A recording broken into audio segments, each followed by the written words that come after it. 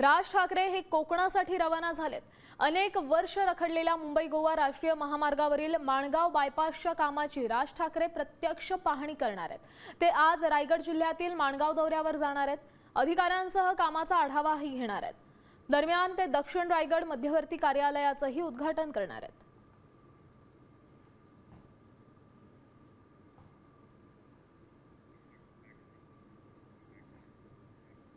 या पद्धतीने मुंबई गोवा हायवेचा record Guinness book of world रेकॉर्डमध्ये झालेलं आहे की 17 वर्ष एक रस्ता बनू शकत नाही। मला असं वाटतं गडकरी साहेबांचं पण नाव यासाठी गिनीज बुक ऑफ वर्ल्ड रेकॉर्डमध्ये जायला काय हरकत नाही। आणि जे काम बनलं आहे ते पण निकृष्ट दर्जाचं झालं आहे।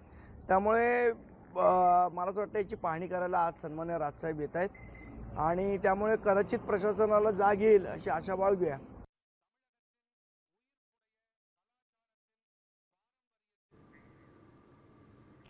राज ठाकरे आता कोकणाचा दौरा करतात। मुंबई गोवा महामार्गाची पाहणीही करणार। अधिकाऱ्यांसोबत जाऊन कामाचा आढावाही घेणार असल्याचं कळतंय। मी खात्रीशीर न्यूजसाठी फक्त साम टीव्ही बघते, कारण तिथल्या बातम्या रिलेट करतात।